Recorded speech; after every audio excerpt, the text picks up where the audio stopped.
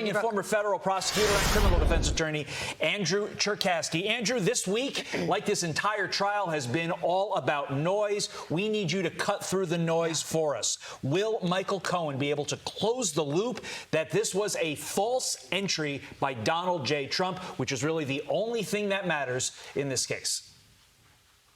Well, I don't expect his testimony is going to do anything to move the needle towards guilt at all. That's because, like my colleague said, his credibility is so low. If he says the traffic light was green and the issue is whether it was green or red, you can't trust what color the traffic light was. So when he gets up to testify, we expect that what he's going to essentially say is that those business record entries as legal expenses should have been something else. But he was providing legal services. He negotiated the non-disclosure agreement. Within just a couple of months, the invoices came to Donald Trump. They asked for payments for legal expenses. Donald Trump paid legal expenses. The only real interesting issue is that Michael Cohen actually took a plea deal for engaging in illegal conduct. That question of whether his plea deal actually means that Donald Trump violated the law, I think, is the most interesting thing here, because it's very well the possibility that Michael Cohen took a plea deal for a crime he couldn't have committed. So there's all sorts of reasons why his testimony, I don't think, is going to land this week, but he's sure to pull headlines for the next couple of days. Yeah, and Andrew, not only is he a convicted perjurer, but similar to Stormy Daniels' social media, he was just on TikTok wearing a T-shirt that shows Donald Trump in an orange jumpsuit. He also wore another shirt that had the Superman S on it, like he was there to save the day and put Donald Trump behind bars. How much will the witnesses' hatred of Donald Trump weigh on the minds of jurors? Well, it has to weigh really heavy because, again, the former president has a burden of proof that is to his benefit beyond a reasonable doubt. So when you have people acting like clowns, the jury has to take that into consideration when they are debating whether they can believe them beyond a reasonable doubt. And so that standard being as high as it is, Michael Cohen has made such a fool of himself. The only interesting piece in all of this is if his team makes Michael Cohen look so bad that he's actually associated with Michael Cohen in such a way that could, to some degree, discredit the former president. So there is a little bit of a tightrope there, but I think that it's just a throwaway witness at the end of the day. By the end of this week, if Cohen's testimony goes as you expect it to go and his credibility is questioned the way you expect it to be questioned, could we see Judge Merchan grant the defense's motion for a directed verdict, basically, like we've talked about before? That's basically saying, hey, there's not enough evidence to support the allegations here. Trump wins. Could you see that happening by the end of this week?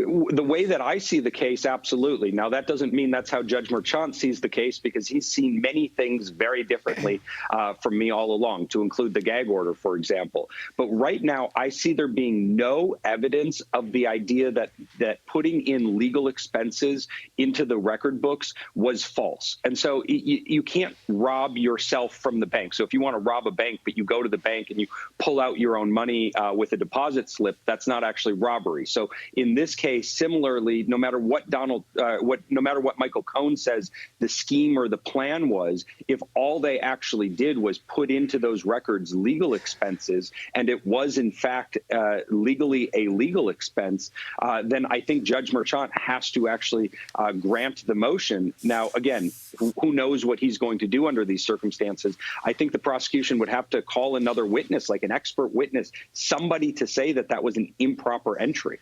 Another trial of interest, Andrew. Jury selection begins today in Senator Bob Menendez's federal corruption trial. And if you want to talk about messy, he has left the door open to testifying and has indicated that he could incriminate his wife. What should we know about this case?